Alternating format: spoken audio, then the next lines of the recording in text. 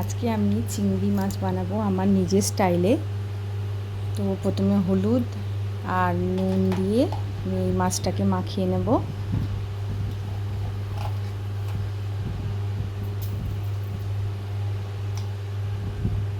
এটা একদম আমার নিজস্ব স্টাইল। পোস্ত আর সর্ষে আমি শিলনোড়াতে বাটবো। দিল্লির এইসব জায়গায় না নোড়াটা এইরকম ধরনের চ্যাপ্টা মতন দেখতে, ওয়েস্ট বেঙ্গলের মতন গোল নেই। আর একদিকে মিক্সিতে আমি আদা রসুন আর টমেটো বেটে নেব। এটা দুরকম মশলা দিয়ে তৈরি হবে। আর সঙ্গে আমি কিছু আলু কুচি করে নিয়েছি, পেঁয়াজ কুচি করে নিয়েছি, আর ক্যাপসিকাম কুচি করে নিয়েছি, আর ডুমো ডুমো করে 4 টুকরো করে টমেটোও কেটে নিয়েছি, যেগুলোকে আমি হালকা ভেজে তুলে রাখবো। এখানে দেখুন মিক্সিতে পেস্ট হচ্ছে আদা রসুন টমেটো। এখানে এইটা দিয়ে করবো আমি। এইগুলো ভাজা হয়ে গেলে হালকা হাত দিয়ে তুলে রেখে দেবো আমি। তারপর দিয়ে দেবো ফোড়ন দিয়ে চিংড়ি মাছগুলো একে একে আমি অ্যাড করবো। এই আলুটা একটু ভাজা ভাজা হয়ে গেছে, এখন পেঁয়াজ আর ক্যাপসিকামটা আমি দিয়ে দিলাম। এবার এটাকে হালকা নাড়বো, খুব পেঁয়াজ আর ক্যাপসিকামটা খুব ভাজবো না, হালকা একটু নাড়াচাড়া করে এগুলোকে আমি তুলে রেখে দেবো। কারণ টমেটোটা আগে ভাজবো না, এগুলো সরিয়ে নিচ্ছি, এই জন্য টমেটোর লাস্টে টমেটোটা দেবো যখন মশলা করবো আমি। এগুলো দেখুন হয়ে গেছে মোটামুটি, আমার এরমই চাই, তো আমি এরমভাবেই এটাকে তুলে দেবো।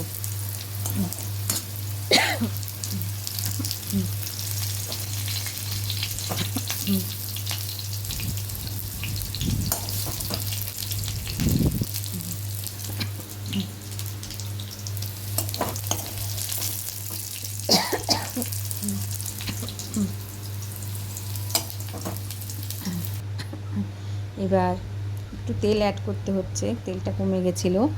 এবার আমি শুকনো লঙ্কা আর কয়েকটা গোলমরিচ আর কয়েকটা লবঙ্গ, 4-5টা লবঙ্গ, খুব বেশি না।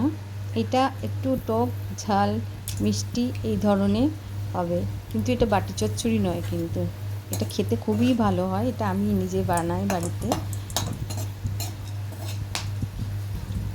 দেখুন ফোড়নগুলো ফুটতে শুরু করেছে, লবঙ্গগুলো ভীষণ ফেটে ফেটে ওঠে। এর মধ্যে আমি চিংড়ি মাছগুলো অ্যাড করছি। চিংড়ি মাছগুলো খুব বেশি একটা নাড়াচাড়া করব না, হালকা একটু লালচে লালচে হয়ে যাবে, তারপরে আমি মশলাটা দিয়ে দেবো, যে বাটা মশলাটা, আদা রসুন আর টমেটোর যে পেস্টটা। দেখুন একটু হালকা ভাজা হয়ে গেছে, এটা আমি দিয়ে দিলাম। কোনো মশলাই খুব যে বেশি কষা কষা হবে তা না, হালকা হালকা ভাজবো, ভেজে ভেজে আমি এই রান্নাটা করবো। কিন্তু যে একদম কষিয়ে কষিয়ে চিংড়ি মাছ এরম রান্না না, এটা খুব একটা অন্যরকম টেস্টের মাছ হয়। আর চিংড়ি মাছের তো এমনি আলাদা টেস্ট আছে। নুন হলুদ চিনি আমি অ্যাড করে দিলাম এর মধ্যে কথা বলতে বলতেই।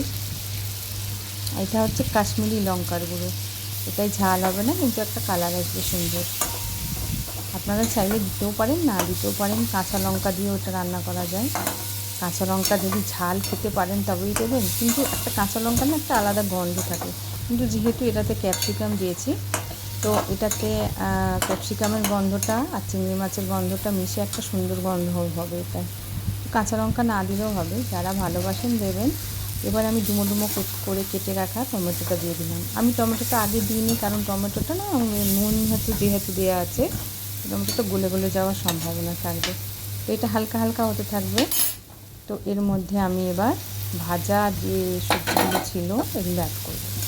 এইটা নেড়ে চেড়ে দিয়েই আমি যে সর্ষে আর পোস্ত আর লঙ্কা বেটে রেখেছিলাম ওটা দেবো। সর্ষে পোস্তর পরিমাণ খুবই কম, কিন্তু যে খুব বেশি না, হালকা হালকা, কিন্তু চিংড়ি মাছে একটু সর্ষের স্বাদ হলে টেস্টটা ভালো হয়। এটা দেখুন, এটা দিয়ে দিচ্ছি। এই বাটি ধোয়া জলটাই আমি এর মধ্যে দেবো। খুব বেশি জল দিয়ে এটাকে সেদ্ধ করবো না, কারণ চিংড়ি মাছটা ভাজতে ভাজতে অর্ধেক হয়ে গেছে। আলুগুলোও আমার ভাজাই ছিল, আর তাই অর্ধেক সেদ্ধই হয়ে গেছিলো। তো এইটা একটুখানি নেড়ে চেড়ে, একটু যদি জল লাগে তো আমি দেবো, মনে হচ্ছে না লাগবে, আমার মনে তো একটু অ্যাড করলে করতে পারি, দেখি নেড়ে চেড়ে।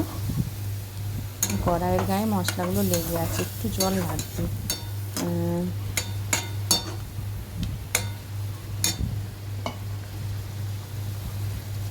ব্যাস এইবার না পুরো মশলাটাকে ভালো করে কাঁচিয়ে নিয়ে এক সমান করে দিয়ে একটা লঙ্কা দিয়ে দিলাম।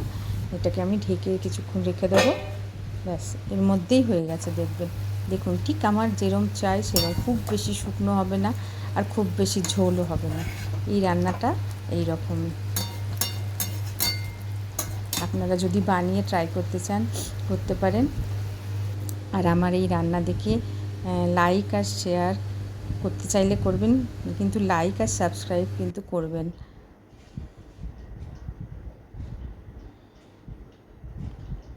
এইটা হচ্ছে দুপুরবেলার মেনু। চিংড়ি মাছ, লাউ দিয়ে ডাল, আলু পটল ভাজা, আলু পোস্ত, লেবু, দই।